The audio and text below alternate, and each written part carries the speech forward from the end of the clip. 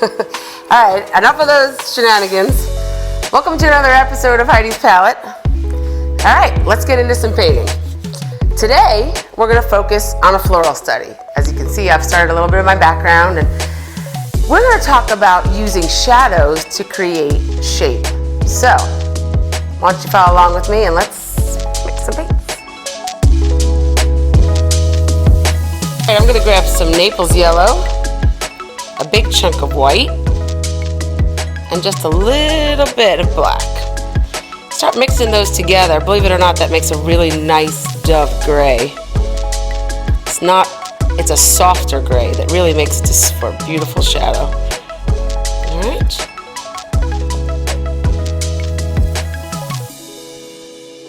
All right, so with that beautiful gray that we made, we're gonna start creating some shadows.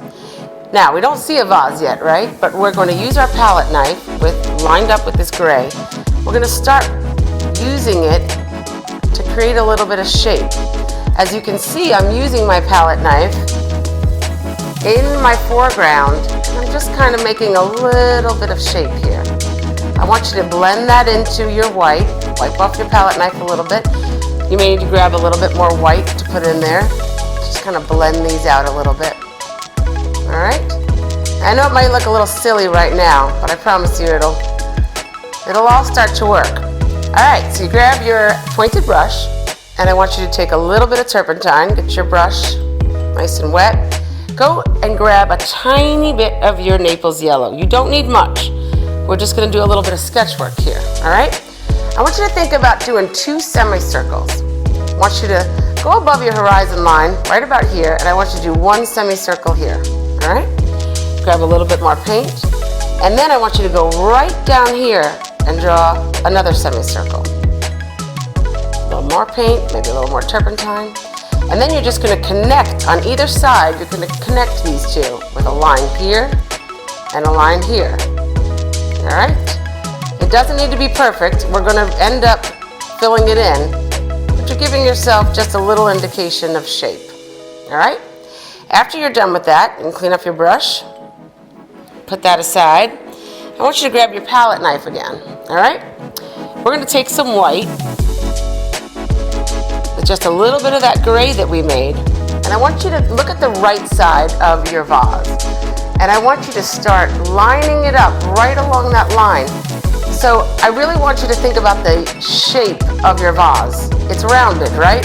So I want you to think about, in your stroke, you're going to go from left to right in that manner. Keep grabbing a little bit of gray, a little bit of white, and you're going to do the same thing. You're going to move down.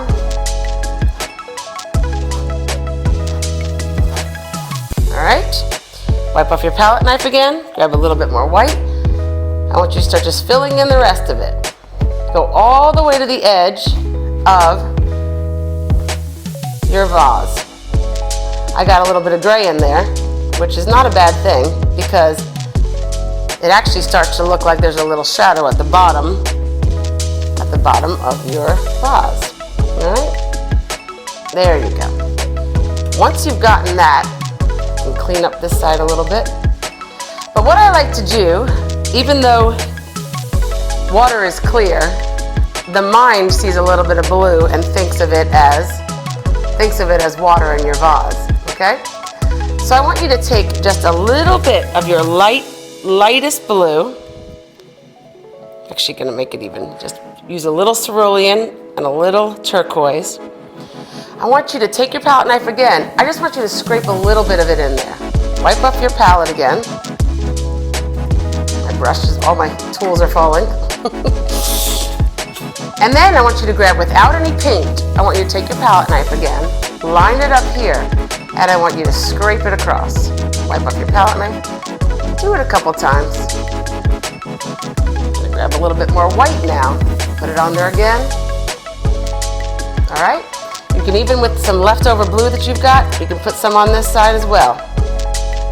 And it starts to have a nice little sheen, right?